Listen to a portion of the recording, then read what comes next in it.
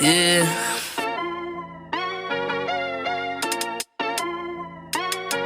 Yeah. Look at me. Benchmark.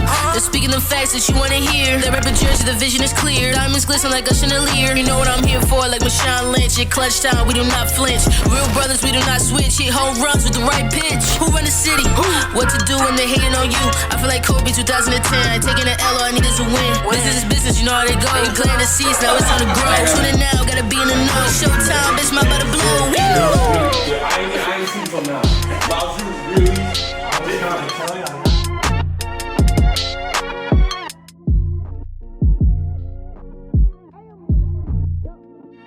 Next my podcast. What's up, bro? Welcome back to another episode of the Bitch Mob ENT. We are back for another episode. We're gonna be talking everything about, of course, that divisional round, Chiefs choking. Talk about some of the all-star reserves, the snubs. Talk about that. We're gonna talk about possibly some trade deadlines, what we're hearing in the trade rumor reel. But we, of course, got the big three here tonight. We are missing one of the members of the squad who is out on injury protocol. We have Greg, Mr. Hot Takes, the Bait Your Mother Sins man in the building tonight. How you doing? I'm doing good. I'm doing good. I'm doing well. It's really good to have you here because you're available home or away. So it's really good to have you in the studio tonight. And we got Miles Davenport. How you doing tonight? I'm doing good. You had to throw that in. So, divisional round, man. What was your take from this? We got the Bengals in the Super Bowl. We go deeper into having the Super Bowl conversation probably next week and breaking down the matchups and whatnot. But just on a divisional round, we got the Bengals in the Super Bowl now. The Bengals are in. They're playing against the Rams. The Rams are playing in their home arena, which it really isn't a home arena for them. What was y'all takeaways from watching these divisional round games, man? I mean, the Bengals, what can you say? They're a Cinderella team right now. Nobody pictured them being here right now. Neither did Chris. 10 months ago, I couldn't have predicted this. So, I mean, shout out to Joe Burrow. He turned this thing around pretty quickly. Joey B. And this makes you think, like, rebuilds shouldn't take, like, 7-8 years now. They did this in 2 years. So, this is going to change that viewpoint on how quick teams turn it around. You get the quarterback right, you get the quarterback right, and you have a chance. That's the way it works, right? Your quarterback is a franchise guy, and you nail your analysis, and you get a superstar at that position, and everything else kind of falls into place.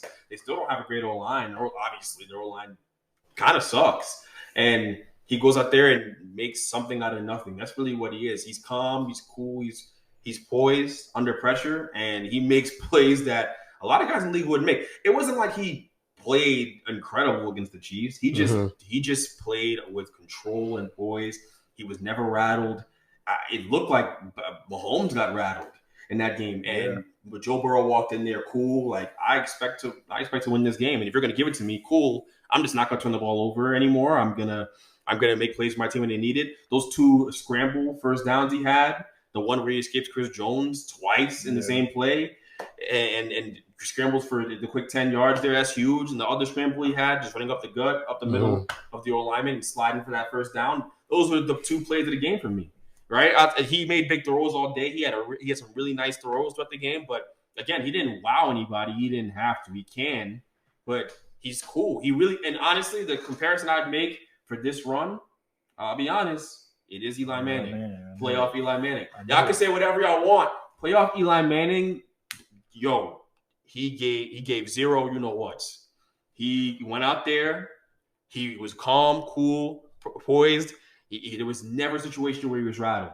He'd go out there. He'd scan a defense. He's looking. Oh, pass rusher, cool. All right, let me duck. Let me get out the way. Like, it's the same thing. They play with this coolness to them, and there's no rattle. There's no fear. They're flatlining. They're flatliners. There's no fear. They don't go on an emotional roller coaster, those guys. And that matters in tough moments. Pat Mahomes got tight. I don't care. Pat Mahomes got tight in that game. Yeah, it looked like Jared Goff came in, was in a Chiefs uniform. Oh, my God. But it didn't look like the Mahomes that we was knew. bad. And I want to say too, like for everybody out there questioning his legacy now, pump the brakes. He had one bad game. He's allowed to have one bad game.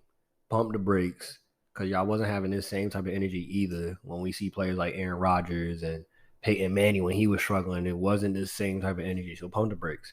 Pat Mahomes still is a top 3 quarterback in this league. Y'all might want to change the numbers. Cool. Sidebar, I want to ask y'all, what y'all think about Zach Taylor? Because in all of this, I've been hearing a lot of Joey B, Jamar Chase, Joe Mixon. What do y'all think about Zach Taylor as a coach? Is he a good coach or is he a product of, hey, I have Joe Burrow and he's covering up a lot of mistakes and he's making things look good? That defense, which was not, talked about at the beginning of the season, thinking it was going to be a top-notch elite defense, and they've been playing great during this playoff run. What y'all think about Zach Taylor, man? Miles, I don't know about you, but I think that Zach Taylor is an average to middling coach in the NFL. I don't think he's anything special. I think if he deserves credit for not messing this up. I think it's easy to mess things up as a coach. You have an ego, you call timeout in the wrong place, you make it about you. He hasn't done that. I'll give him credit for that. He stayed out of the way. This is about Joe Burrow. It's not about him. He's a middle. I think there are a lot of coaches in this league that would win and be in this situation if they had Joe Burrow. Joe Burrow is that great of a talent, and he's taken over that team since the day he's gotten there. He's their unquestioned leader. It's not Zach Taylor. So yeah, he's all right. Like, he's nothing special. Zach Taylor's all right. I feel like it's just gonna add fuel to the fire of hiring coaches that coached with McVay. He was one of his assistants, a couple years ago. Now he's in the Super Bowl. So now Kevin O'Connell is going to come along. They're thinking he's going to be the next, next genius, the next brainiac next coach. Genius, trying to take all these geniuses from Sean McVay. But we'll see. But he's off to a good start. Year 2 with the Bengals, already in the Super Bowl. I mean, yeah, that's a good one. My thing is, you could have kept Marvin Lewis and had the same exactly. Same I was about to say it wouldn't have mattered if Marvin Lewis had Joe Burrow. It would have been fine. I know, I get it, but he was there for how long? He was there for that long. 16 years. Well, the narrative about him was never really fair. He had Andy Dalton. What are we talking about? Like, what was he supposed to do? And still was getting into the playoffs. Yeah, still. And let's not act like the Bengals were ever some golden standard for winning games. Y'all were getting to the playoffs every year consistently with Marvin Lewis. He was doing a good job. For you guys, that's great in Ohio. What do they call them, Ohioans? That's great for you guys. But that's, you know what I mean? Like, it's all relative. If this is the Steelers organization, I understand the frustration with the guy just getting there over and over and over again and never getting over the hump, which, all right, we're not going to talk about that. It's fine. Mike Tomlin does a great job. That's not a losing season, deserves his job, but, they haven't gotten over the hump. It wasn't beating Brady. But it's all, you know what? It's Ben's fault. It's not Tomlin, you're great. It's Ben. He sucks. But, just circling back to this, like, I mean, come on. That was they didn't have some golden standard. They didn't have some blue blood franchise. They were getting to the playoffs year after year after year with Marvin Lewis. If they just had, all right, cool, we have a good coach. He obviously knows what he's doing. The cupboard's kind of bare in terms of talent here, in terms of our quarterback. Let's get it. Let's let him get his guy. And then let's ride it out with Marvin Lewis. They'd be here now, too. They would be here with Marvin Lewis. No question. It goes back to, the episode we had before this is like, are you afforded that opportunity to do that? It's rare what we see with Mike Tomlin in Pittsburgh. That's rare. And as you alluded to, it's not like, all right, he's had winning seasons every year in his career, right? But it's not like they've always matched up to expectations of each season. You feel me? So, but the Steelers organization that's not happening around the league. One or two years where you don't do up to what we expect or what we want, you out of here. As a white coach, it's all right. Sean will be good. Sean just needs a little bit of time. We got to move some stuff around. We're going to blame the quarterback. We're going to fire his OC. We're going to fire the defensive coordinator. We'll figure this out in the offseason. We'll move some cap space around and get him something else. We'll get a new chef inside the building, and maybe the chef will help, get the players to not be as injured with a diet. It's completely different. On the flip side, we talk about the Chiefs, right? When this happened, we was in the chat texting like, yo, Pat Mahomes choked. Andy Reid choked. What was y'all takes on these Chiefs? Like, you up 21 21-6 going into halftime. Yeah, I think it's 21-6. Was it 21-7? 21-7 was it touchdown or? think Oh, it it's was two field 21-10. goals. 21-10. It was 11 21-10. points. Okay, It was 11 okay. points. 21-10 Yeah. going into halftime. And we were texting in the chat like, yo, that was a huge stop for the Bengals to get. But we was like, hey, Kansas City gets the ball back. So it's not going to really matter. They're going to score again. And then Bengals get another stop. What's your views on this, man, with Kansas City, that whole meltdown? I think it's very simple, actually. I don't know if anyone disagrees. They were in the first half. They were running the ball with ease. They were no one was stopping that guy McKinnon. He was getting whatever he wanted on the ground, and that really was what was setting the foundation for their offense and getting them points. They were just playing off of the run because they could not stop the run. The Bengals could not stop the run. For whatever reason, Andy Reid decided to stop running the ball. They started playing like they were down 10 when they were up 10 in the second half. It was very weird, very strange, but also not.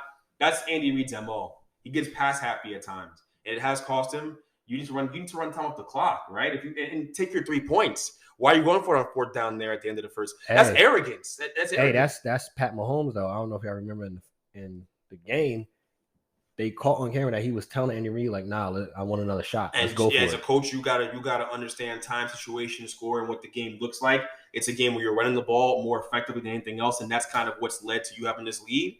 Yo, we don't kick this. Yeah, it was a whole momentum swing too. Yeah, it changed. You get Eli Apple. Eli Apple got to stop. They're pumped up. Eli Apple. How many good plays he made all season?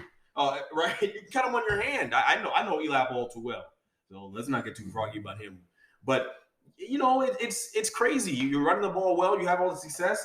You run the ball well. You stop the run. You have a chance to win a football game. They got cute, and that's why. Hey, you got to put some of that on Eric Bieniemy too. We're gonna be fair on this show. Yeah, he's calling plays. Bieniemy, he's calling plays too. And between him and Andy Reid, they dropped the ball on that with the play calling, how they done. But as you said, Andy Reid teams though in general, they've been like that. I don't know what it is with Andy Reid. Get pass happy. And they've been doing this like even going back to when it was Donovan McNabb and he like super pass happy. And sometimes because they're such an offensive genius and they got all these trick plays and whatnot, like you said, they get too cute. You overthink yourself. You outthink yourself sometimes. Doing a little bit too much. Yeah, you outthink yourself sometimes. I hope the guy the Giants just brought in today from the Chiefs don't do that to me every now and then. But you know what? If Dan Jones looks good, I can live with it. You dress him up real nice, make Daniel Jones look good, have him go out there. So you mentioned Danny Doms. Y'all said this before the game, and I was in belief of, hey, they got a proven system. You're gonna bring him back. You're gonna keep Jimmy G. You mentioned bridge quarterback. You can keep him as a bridge quarterback. Oh, man, that's the transition we're using here for Daniel Jones. The transition for Jimmy G. Oh, okay. Jimmy G, you guys said, hey, he probably not going to be back in San Fran. I'm like, nah, he should be back. This, that, and the third. But after how that game went, you might see him now as a bridge quarterback. You might see him as just as a backup where, hey, go compete with Daniel Jones for the starting position. Because I think in San Fran now, after how that game went, talking about somebody when it comes to pressure situations and these big moments, he leads. It was a stat. And y'all can take the floor. I pass the ball. Y'all take the floor.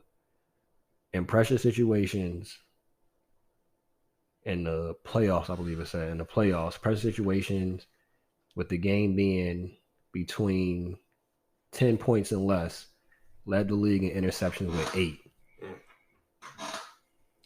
Exact opposite of Joe Burrow. Yeah. Exact opposite of the guy who stays cool, calm, and collected.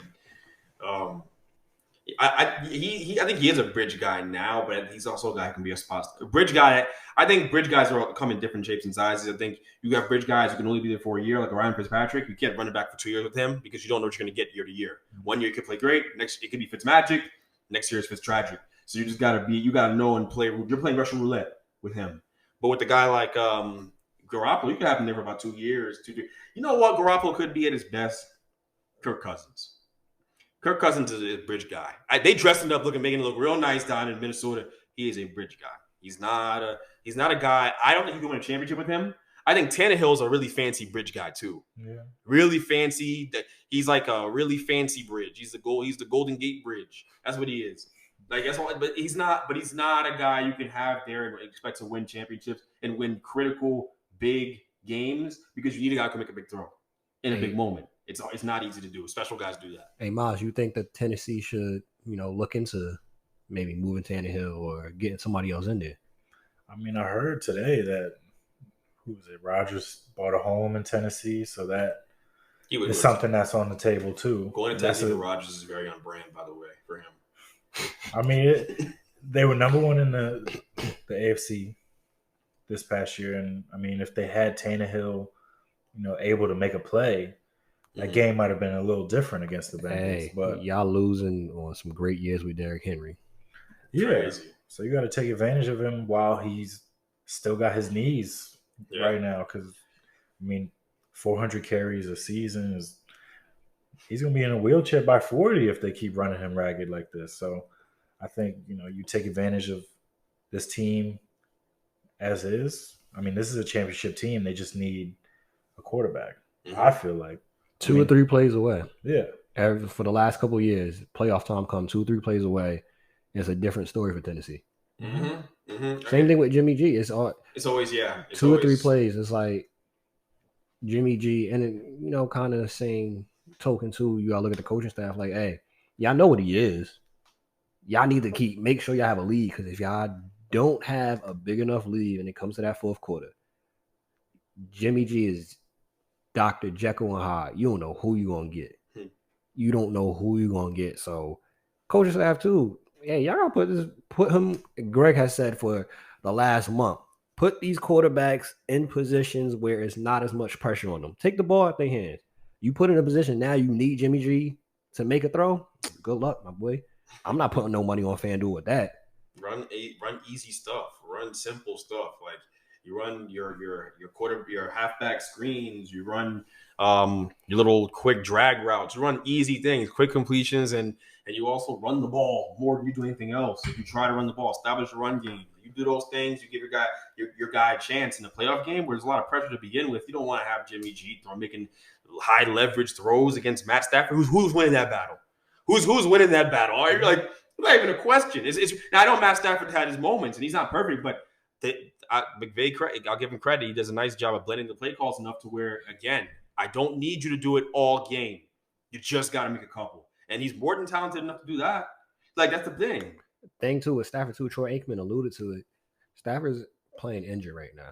Yeah, like he is. That one pass where it was well short. Yeah, he's playing injured right now. So I think that's another thing, too, you got to look at. And the thing that I think was so beautiful with this game, I picked 49ers to win, and I kind of got hyped early in the chat. Like, yo, I should have put money on FanDuel with this one. I'm glad I didn't put money on FanDuel with this one, because 49ers end up losing the game. But I like the OBJ kind of redemption story, bro. Yep. The OBJ's in the Super Bowl. We've been all saying is like, yo, I want to see OBJ in the Super Bowl. Want to see the Rams there just for OBJ. They was throwing dirt on him. They was throwing dirt on him, and there's no way at this point.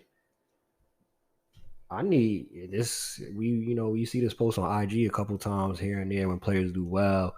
It need to be an apology tour. It need to be an apology tour for OBJ. Straight like that. It need to be an apology tour. I need all the radio shows in Cleveland, all the analysts on ESPN, NFL Network that was saying OBJ was washed, OBJ was a bad player, OBJ was a bad person. You can't win with him on a winning team. He's a locker room cancer. OBJ is in the Super Bowl. Yep. And they even got him on mic.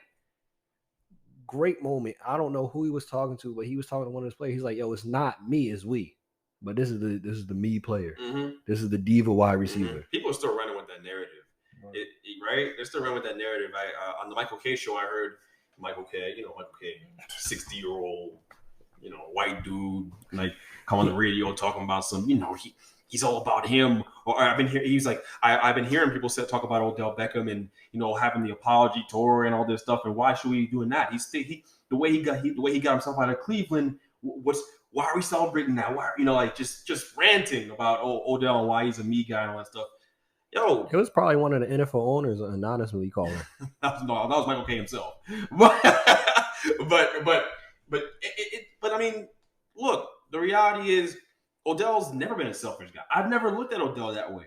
Never. There were a lot of things to be frustrated about when he was in New York. Okay, there were a lot of things. As well as he played, and as much as they fed him that ball and he played great, had all the numbers in the world, they did a lot of losing with Odell Beckham there. It was hard to watch.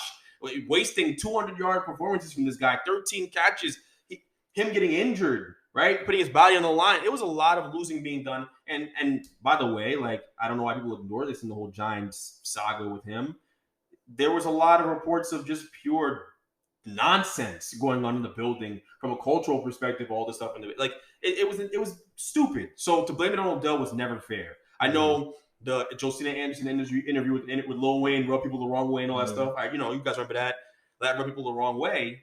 But look, there was never a thought in my head as a Giants fan where I was like, get rid of this guy ever.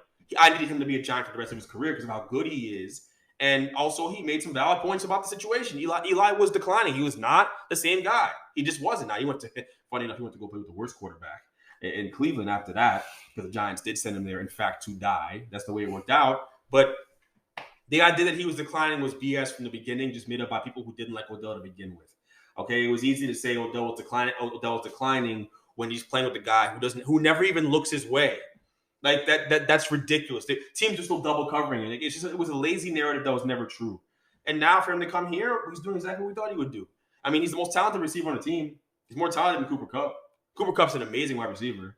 He's more talented than him, physically gifted. From a physically gifted standpoint, he's more talented than Cooper, right? Way more explosive. Yeah. So this is going exactly the way we thought it would go. Question, right? Just a question. So Cooper Kupp has been paraded and lauded as number one wide receiver in the league right now. Heard it on numerous shows. Mm-hmm. He's a top number one wide receiver, anything, top 3 wide receiver right now in the league. In y'all opinion, would y'all put him as the top wide receiver in the league? And are we getting, this might be blasphemous, but like kind of like Wes Welker vibes, kind of like where he's getting just a lot of targets and catches, but he's not really a top elite wide receiver?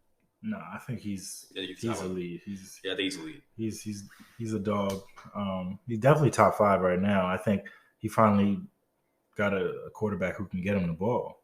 Like Jared Goff, he had his moments, but he also had moments where he struggled. So now he's got Matthew Stafford, who all he needed was a chance.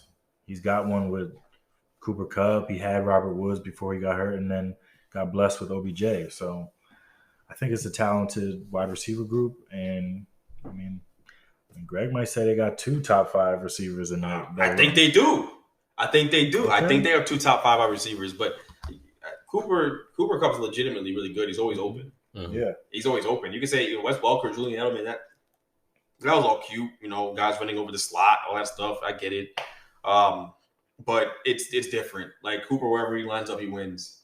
He wins against anybody. He's a great route runner. So he deserves all the praise he's been getting. He deserves all the praise. Is he the best receiver in football? No, I don't. This year, yes. But overall, I don't. He needs a couple more years to get that. He'd have to do this over and over again. Yeah. I don't even know. Like physical gifts isn't everything. But Jamar Chase seems to be the perfect combination of everything. He seems to be the perfect combination of everything. All right, like so. There are guys out there that are really gifted. Stephon Diggs. I mean, Stephon Diggs is this kind of receiver too. And he had a crazy year the year before last with Josh Allen. So it's a tough conversation. Cooper deserves that praise. I have no problem with someone saying he's the best receiver in football right now. But I don't personally think he's the best receiver in football. I do not. I think like Miles said, we got to see more of this. Give me 3-4 years of this. How many touchdowns did he have this year? Like 20? 15, 16. He didn't get to 20?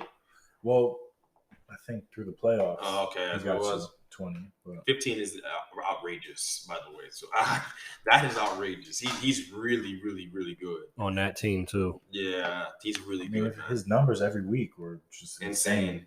Every week, yeah.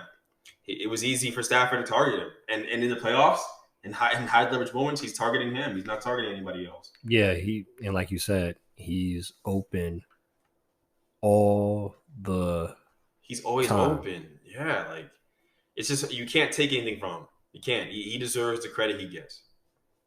So when you But look too at soon to label him Number one. Yeah. I'm not sure Jamar not number one. The way he going.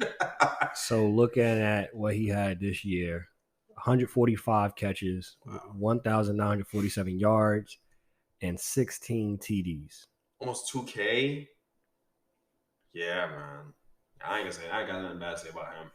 That's crazy. So looking at his career though, first year 869, 566, 2019 1161, last year 974 yards, and then this year 1947. So I think you can see the talent starting off in like 2019. The numbers start jumping up, 94 catches, 10 TDs. Put it in, give me another 2-3 years of this. Then we can have that discussion. We talking about the best wide receiver. And I think obviously too, you'd have to see somebody decline. Yeah. For him to be the best wide receiver, we still got DeAndre Hopkins out there. We got Jamar Chase on the rise. We got Justin Jefferson, Gideon all over the place. Like it's too many other names to be talking about the best wide receiver this season. Give it to him. I give it to him. But overall, to be continued. Yeah, to be continued. I think he's here to stay though. Yeah. I think his rookie year, one of those years he got hurt. Didn't finish the season. He missed out on 1,000 yards, and then last year, catching from Jared Goff, everybody had a down year. So Jared Goff's throwing them bounce passes. Yeah, so it was tough.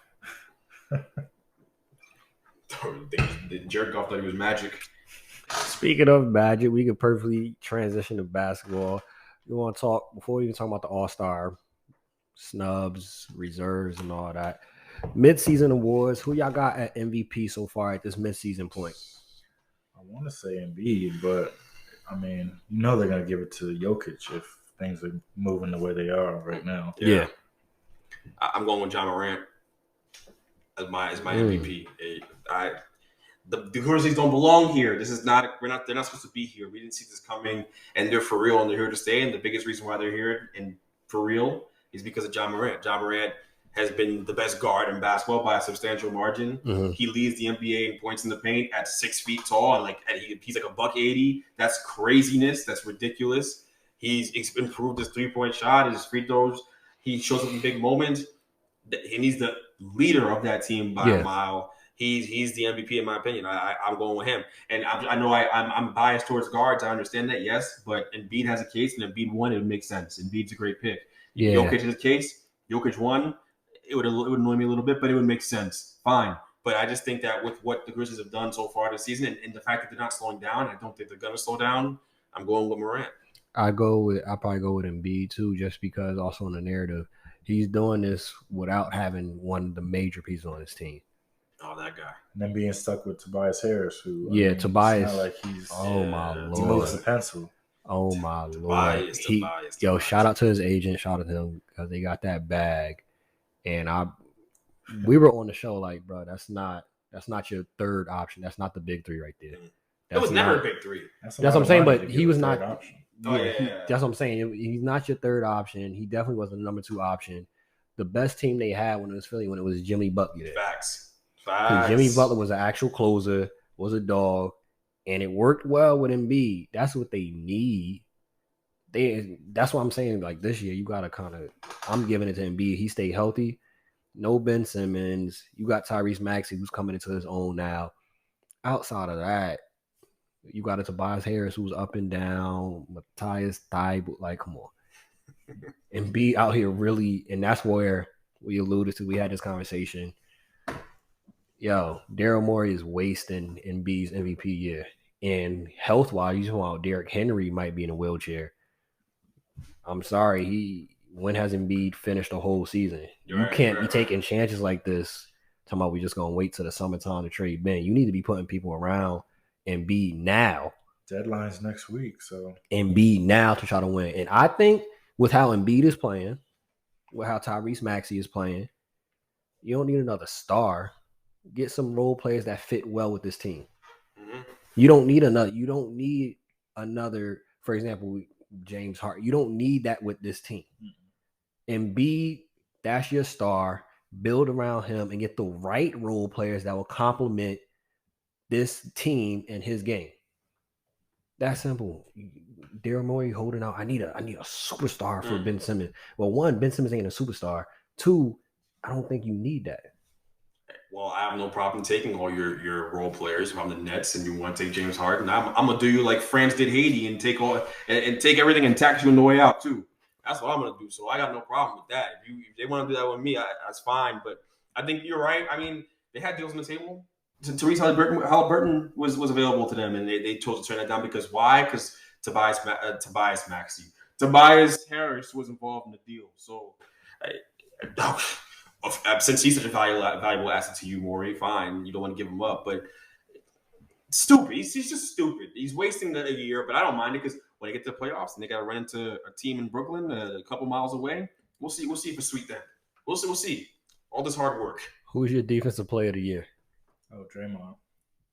I think he's come back and he's changed that team. And I mean, what are they? Top in the East or top in the East? West. Second in the West. Mm-hmm.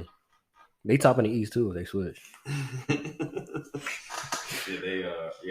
I'm going. And shout out to Draymond though, getting that bag while still playing TNT, doing TNT work. Shout out, smart man, smart man. Yeah. Draymond too. I'm going Draymond. Draymond should have won it last year too. Who won it? Gobert. Gobert. That's your boy, right? Okay. Well, yeah, the most Frenchman. The most damning thing I think too was Anthony Edwards. Second year in the league? It was like we don't feel no Rudy Gobert. Joker, second year in the league, like, hey, cat, bro, he can't guard you. Second year in the league, and he talking like that to the defensive player. He's the leader of that team right now. That guy. I mean, that Jazz team is just falling apart. So, yeah, they are. I mean, Donovan Mitchell will be out. It will be either in Miami or in New York. Time for him to be out. Blow that thing up. He should have been in New York already, but that's. Oh, you gotta tell me that. We're not getting into. Yeah, we can start about my Knicks fan. I got into a Knicks fan yesterday. I got a Knicks fan cursing me out last night. I won't name him. That's funny too, because whatchamacallit, the part of the biggest reason, we be honest, they brought D-Wade there to try to convince him to stay, and I don't think that's happening. If you're D-Wade, do you want to own that team anymore without? Hell no. Why did you buy that team, D-Wade? Utah? Really? Anywhere else? Cool with the owner. That's cool with the owner. And that was probably, honestly, that's probably again, going back to the conversation of we don't have the opportunity. That's probably his easiest way to get in type thing. You feel me? Like, especially he not on Jordan's level in regards of, what he's bringing in monetarily, where he could buy a team outright and that they would actually let it happen. You feel me? They wouldn't even let that happen. Like, MJ was able to do that because, he kind of is loved by everybody. And he never took that type of stance. You feel me? So that was probably his foot in the door. Like, let me become a minority owner. Let me work with my man's right here, this tech guy, this businessman. My Mormon brother. Yeah. My Mormon brother in Christ. 6 man of the year. Who y'all got for 6 man of the year? Tyler Hero. Yeah. Tyler Hero's been great. Yeah, that's a tough category because how many 6 men are killing that we really think about like that now? And really, there are guys who are deserving of it, but Tyler Hero is he's not only is he high profile, he also just deserves it. He's taking the biggest jump in his game from last year to this year, and it's a big reason why they're in first place right now. So I'd definitely say we'll talk about this with the votes, like. He's been just as much as a factor with Kyle Lowry as the reason why they're in that position. Jimmy Butler's been in and out the lineup, and Bam Adebayo's been in and out the lineup. So I think he's just as much important and a vital factor in that. Yeah. So who we got in regards of rookie of the year? Now this one I think we've been seeing this fluctuating. We've seen Scotty Barnes' name come up there. We've seen Josh Giddey name come up there. Cade Cunningham The is coming kid on Cunningham hot. is the rookie of the year. The cream has finally risen to the top. He's the best rookie in the class. I didn't think that there was anyone you could have chosen with your number one overall pick that would have been a better player overall than Cade. I've loved Cade since he was in high school as a basketball player. He's been my favorite guy to watch. He does everything really well. Really good shooter off the bounce, set shot, get in the paint, facilitate for others. Everything defensively, he competes. He's got a good frame. He has a post up game. There's never going to be a night where you look at him and go, you can't get me a bucket. Oh, he'll get you a bucket. He'll get other guys buckets. And he's a great passer. He's unselfish. He passes with anticipation. He's everything I love. Everything I love. And the prospect, that was Cade Cunningham. He was my grade A prospect. I know you was at the beginning of the season, middle of the season. You was on the Josh Giddey campaign. Are you that's still? tailed off. I mean, he hasn't been able to do too much in OKC. And I mean, with Cade coming back from injury and getting acclimated, he looks like he's comfortable now. So I mean, he didn't play that well tonight, but he looks pretty comfortable out there. So all in all, and it's funny. It's funny because Jalen Green was banging the table about how he should have been the number one pick, and every time he plays him, it's going to be war. But he hasn't looked good this year. He hasn't looked good this year, and he looks like one of those players who's just a volume scorer. He could end up being like a Jordan Clarkson. Yeah, and that would be crazy being drafted that high. I think that's a great comparison. Where I think unless he makes changes, unless he gets in the lab this summer, which very well might be the case, he's still only 19, 20 years old. Yeah, so but right now, and with how he talks, and it seems like he's kind of bullheaded and with this same mindset. And like I said I didn't like it. It seemed like he was so focused on Cade, and I don't think any of us did. I didn't like it at all. You really might be going towards Jordan Clarkson type role. Well, as a number two overall pick, you can't, and we'll be watching this, and the podcast will still be around for years to come. If we talking about 2-3 years, has not blossomed and flourished into that number 2 overall pick, we be having a conversation with RJ Barrett and Zion. We gonna have to have a conversation about Jalen Green. Oh, for sure. The only thing he can improve on this year immediately is efficiency with the shots he takes. What your shot selection? What type of shots are you taking? What type of shots you're trying to get to? Because he's talented enough as a basketball player to get any shot he wants at any given time. So it's just with him, it's like, what shots are you taking? You're still a child. You're very immature. The thing I'm worried about with him, is he ever going to make guys better around him? No. Do you have feel for the game? Like, do you understand? All right, let me get to the screen and roll real quick. He's a scorer. I got my big man, that Sengun kid, whatever I think is his name. He's pretty good. Pocket pass. He is pretty good. And a Christian Wood, or pick and pop, hit him over. Are you ever going to get to a point where you're actually thinking the game through in that way and getting guys involved? Or you're always going to be a guy who's like, all right, let me just go get a bucket real quick. Because that's who he is. He's a guy. He's an AAU kid that was like, I'm still going to get buckets. That's what I'm going to go do. And I'm telling y'all, these kids, man, work on getting people involved in the game. Work on scoring without the basketball in your hands. Work on setting good screens, because you set a good screen, you get open. Work on cutting off the ball. Cutting off ball gets you so many easy points, because when your shot's not falling, and trust me, let me play next when your shot's not falling, you need to do other things to help your team win a game, or your coach is going to pull you out of the game. And Jalen Green, even be the second overall pick, if he does not change the way he plays, he wants to be ball dominant and dribble top of the key and take a bunch of shots. I'm telling you, like that doesn't work. Like, that doesn't work. And how that team is built too. Else. Yeah. You have 2 ball dominant guys there already, with KPJ being there too. And they both do kind of the same thing. That's a crazy thing about it. And then it sucks because Evan Mobley's doing his thing in Cleveland, and they winner though, easily winner. Yeah, the way he plays is what I'm talking. He does the thing I'm talking about. And I know it's naturally he's a big man, but he has a skill set to do everything. But he sets screens well. He cuts off ball. He catches the ball. He's kind of looking, scanning the floor, just kind of reading defense, knowing where to go next. He's playing with a winning team, and Cade does that too. Like you just said, you mentioned it. He fit in where it's needed. So they kind of had the same situation in Cleveland, where you got 2 bigs. You got in Houston 2 ball dominant guys, 2 different situations, just working out in Cleveland. Jared Allen and Evan Mobley are working out perfectly fine in Cleveland.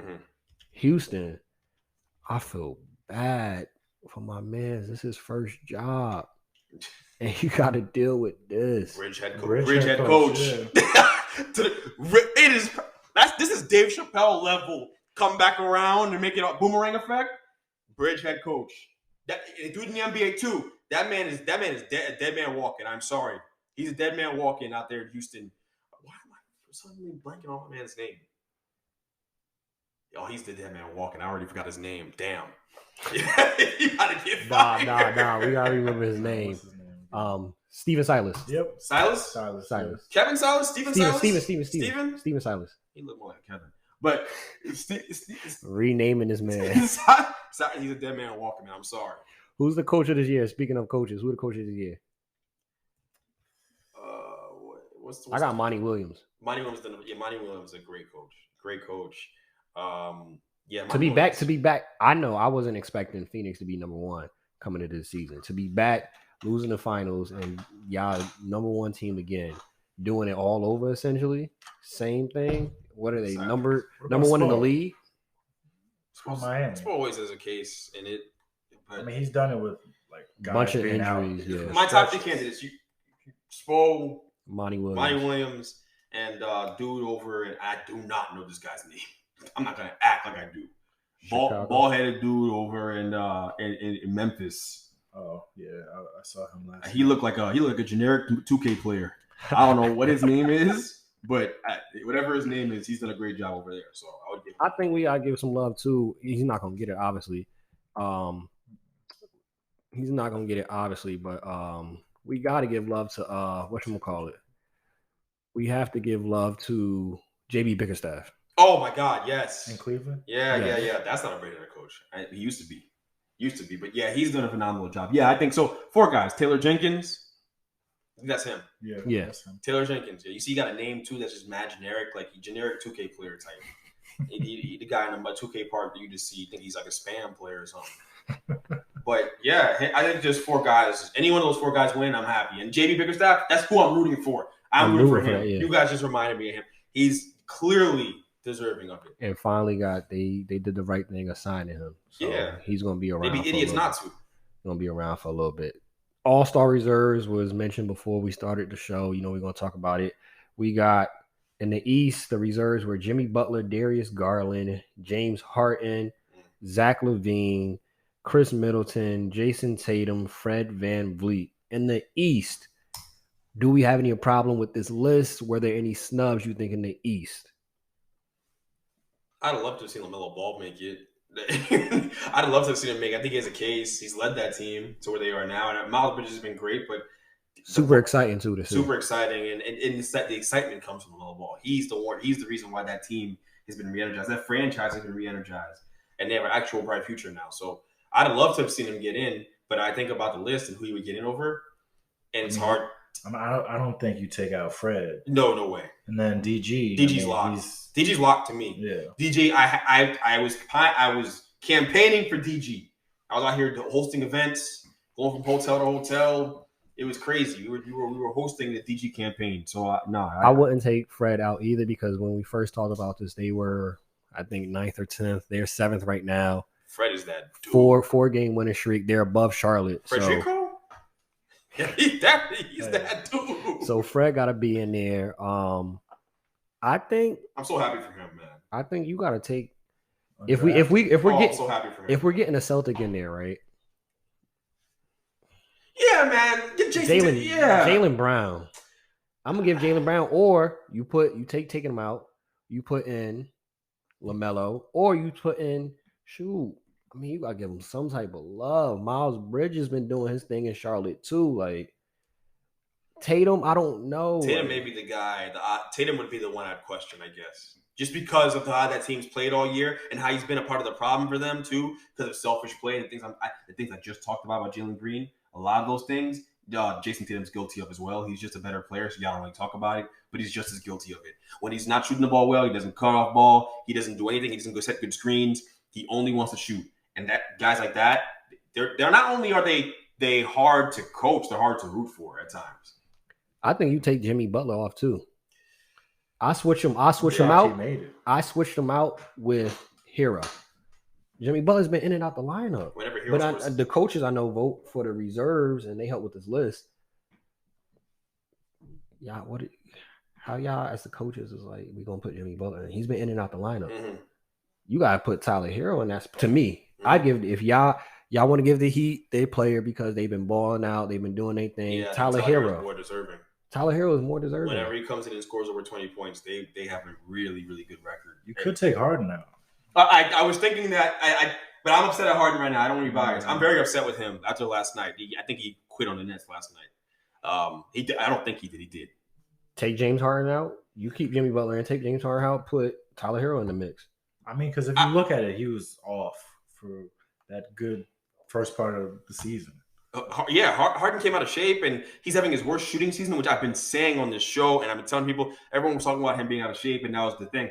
I was like, guys, he's always been fat. I don't think that's the problem. He's been fat for a while now. I think always been a little husky. Yeah, he's been on that Raising Cane's diet for a while. Raising Cane's is so good. He's been on that Raising Kid diet for a while. I just think that it's the shooting. He's always been a really good shooter off the dribble, especially with that step back, been lethal. This year, he takes a step back. That ball is we don't know where it's going to land. We don't know what corner the backboard is going to hit. He has not shot the ball well. It's his worst points last night. He had 4 points. 4 points. That's more crazy. Turnovers than points. Like 6 turnovers. It was horrible. He was so bad defensively. I sent you out some clips, or I thought I did. Yeah, you did. Yeah, it was. He just doesn't give a damn. It's so just bad. Feels like he doesn't want to be there anymore. He doesn't want to. It feels like it's just he's mailing it in. Yeah, he's just mailing it in, and it's cool. Hey, Benjamin, I hope you're working out because I'm going to make that deal right now. You and Tyrese, give me a first 2. And we'll make it happen. I'm gonna raid Daryl Morey though. Sean Marks should just call me. I'll make the trade for him. Rightfully so. When we look at the West, you got Rudy Gobert, Cat made it, which I predicted. Draymond, Donovan Mitchell, D Book, Luka, and CP3.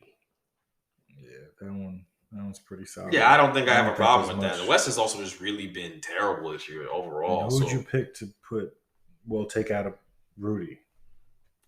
Yeah, because Rudy, I hate Rudy. That Rudy's never there. I mean, he's Andrew Wiggins is starting this game, which is still really upsetting. My head hurts. And from the center position, who would you switch him with? I don't know. Is there a better playing center in the Western Conference that we're not talking about? I don't think so. I don't think it's pretty bare. I don't think there's a guy. Unfortunately, this kind of made Rudy Gobert may actually be in on merit this year for the first time. And I think if Damian Lillard had stayed healthy and been himself, it would be a more difficult conversation to have. If CJ is having a great year, CJ McCollum, it'd be a difficult conversation to have. But you always have to have the center in, which is really annoying. So Rudy kind of gets in by default. Crazy. Hey, you don't always have to because in the East, there's no center in that. There's no center really on the reserves. Yeah, okay. They're terrible this year, but no Westbrook though. Perfect transition. Oh, it's rumored Westbrook to the Knicks. I love it. I don't believe it. I'm not believing nothing until Woj says it. Bobby Marks is his left hand man. Well, Bobby Marks drew up the trade. He followed the trade machine and drew up a nice little trade. Man, I could do that myself on ESPN. I think the trade makes sense for both teams. I think Russell's an expiring contract next year. You get him off the books if you're the Knicks, and you have the opportunity to go get some free agents the following year because y'all not getting none this summer. There's none to go get. Plus, you offload some of these veterans that we talked about. Fournier's in the way. That rhymes. Fournier's in the way, and Burks is in the way. I'm letting guys like Cam Reddish, Obi Toppin get more minutes, which you guys go to youth movement, put the ball in Grimes, put the ball in RJ Barrett's hands so we can see what he is, right? Take it from there. I think that's the way you handle it. So that deal allows you to do that. DeAndre Jordan is just a throwaway contract. Get rid of it. You get the space back. Wayne Ellington, nice to have a shooter, but you can do whatever you want with that too. Inexpensive, and you get the first. If you're throwing a first, even if it's protected, it's worth it. Even if it's protected, it's worth it.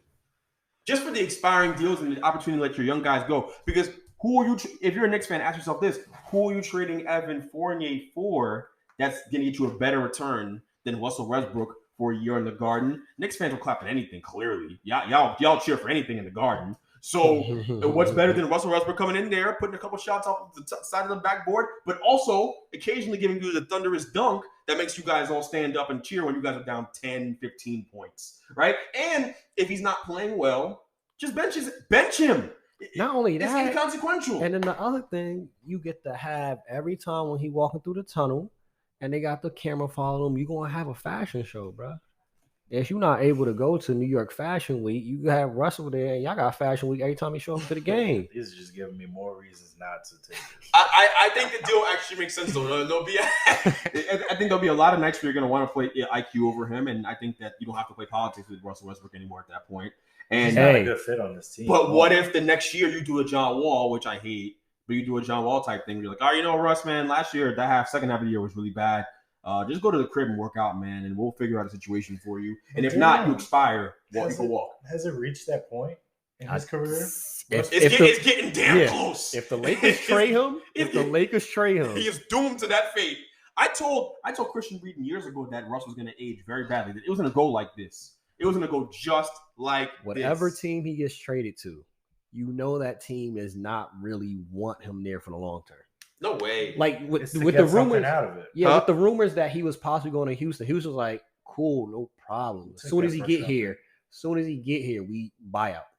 Yeah. He going. They said that. He's not suiting up. He said, as soon as he get here, it's a buyout. He said we can possibly discuss the idea of him playing off the bench, coming in on a bench role, but they're not. They know he's not going to be happy with that. So buyout, and then you take it from there, wherever you want to go. And the Lakers getting Kemba Walker back is a win-win. Kemba Walker, from a style of play situation, fits better. Nah, he's never on the court, but you have him in the playoffs. You can make some magic happen. It would work a little bit. And Fournier's a nice fit with the 3-point shooting. It would be nice to have him for that alone. Before we hop off, talk to me about another name that came up there, and I don't know why this man is conflicted, but Bradley Beal has come up in the trade talks, possibly for next Thursday to be traded. There's reports coming out that he's conflicted on whether to stay or whether to be traded and leave. I mean, him, Damian Lillard, I don't get it. I don't know why you want to stay in these places where clearly they're not making moves for you guys to win. So why are you being so loyal to a team when, they might tell you one thing, but clearly the product speaks for itself. So, I mean, you could sign somewhere else, trade deadlines in a week.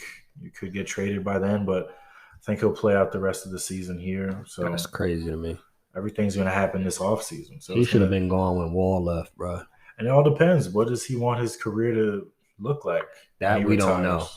Do you want to just be like a great player that played for the Wizards and just got knocked out in the first round half his career and didn't make it the rest? I mean, that's one thing we never know. We all assume that the great players want to actually win championships, but they all don't. Winning basketball is it's for some people, like I talked about, like a Jason Tatum. I don't know if they'll ever play winning basketball because it's sometimes for these guys it's more fun for them to go out there and get buckets like they were in AAU. And Brad Beal is that's what it looks like for a lot of them, bro. There's a lot of these guys that like that. A lot of these guys. It looks like AAU, and it looks like AAU hasn't been a good thing for youth development. And you know what? Basketball wise, it has not. You know what? A lot of it looks like. It looks like the summer league workouts that they've been in.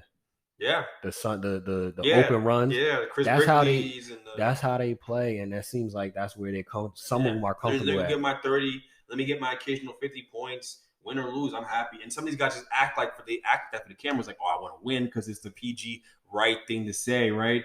In front of the camera, PR thing to the do. PR thing to do is to go out there and act like, oh yeah, I want to win championships, I want to win this. No, you don't, because by the way you play, I can tell. And if you know basketball and you watch some of these guys hoop, if you don't cut off ball, I don't think you want to win. If you don't set a good screen, I don't think you want to win. If you don't take charges, I know you don't want to win, and I don't.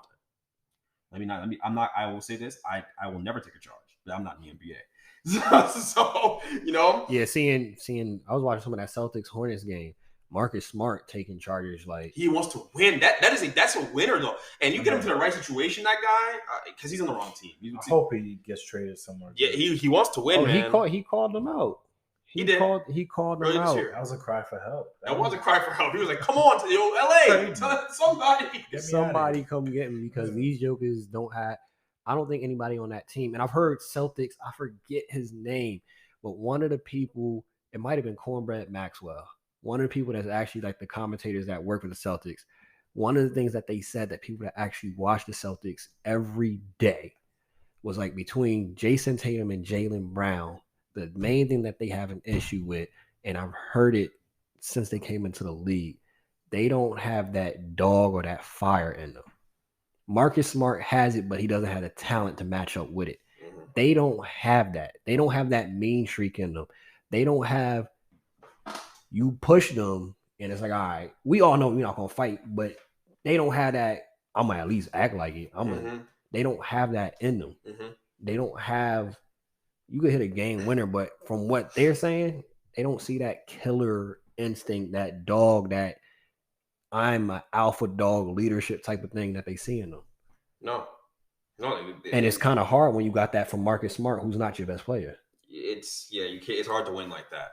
But again, you got to do little things to win to get a basketball game. You just have to, it's so crazy. You can go to anyone listening, you hoops, go to the Y right now and try to play the way these guys play. ISO up, take a bunch of jump shots, all that stuff. I promise you'll be down 7-0 pretty quickly. And your teammates won't try to pick you up. Your teammates not rocking with you. But watch that. You can make a cutoff ball. I was playing at the Y last night, and it was like that. I was playing with a couple guys. They they were dribbling, trying to take shots. I'm like, all right, cool. Yeah, you want to ice me out, whatever. Even though I'm better than you guys, it's fine. I just started cutting the middle of the floor, catching it, quick floaters. By the end of the game, it was my ship now. It was my ship. Like I was controlling the game because that's how you win games. Set a screen, roll. Basketball's a beautiful game when it's played the right way, but a lot of these young guys don't play the right way. And Brad Beal, my friend, is one of them.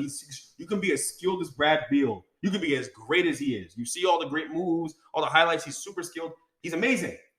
If you don't play ball the right way, and you have no interest in doing that, and no interest in sacrificing because you have to sacrifice to win. The two things aren't mutually exclusive. You have to sacrifice to win. You're not willing to do that. You're not going to win anything. I think Dinwiddie's I know is a winner.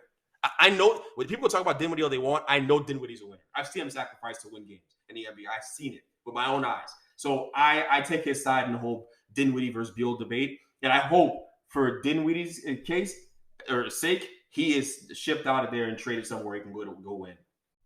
Facts. Dinwiddie, I think it was a situation where, hey, he probably just called it out. He called it out. Brad, you're not playing any defense. We need to play better as a team. We need to do these things to win. And the thing is, I don't get outside of Kuzma, who rode the coattails really of LeBron and Lakers, because he wasn't a huge role when they won that championship. I think in a situation like that, why y'all mad? Y'all a bunch of losers. Believe it or not, Kuzma did a really good job. No, he's done a good job there. He did a really good job. But I think it's what you alluded to. It's two things. You don't have to play on the LeBron, and you're not playing for a championship level aspiration. So, I mean, not saying that he's not playing good, not saying that he's not having a good season, and not saying it's not been an effect of obviously not having to play under Bron and that scrutiny of trying to win a championship every single year. But you are playing for the booty behind Wizards, who are now again trying to be a playing team. Yeah. For Kuzma, you can go establish yourself. It's a good little stop for him to go. Exactly. Now, I want to see what Kuzma, you get out of Washington, get into a winning organization. Yeah, what are you going to do then? Do it then. Where the scrutiny. Yeah. Go to Memphis. To stop. Or the Knicks. You guys can use talent. I said a winning organization. Don't shake your head. But a winning organization. Where they're playing for. Rapid fire. Kuzma or RJ Barrett right now? RJ. Oh, stop it. End the show. You know the vibes. If you stay ready, you don't got to get ready. Bitch, Bob, we out. Peace.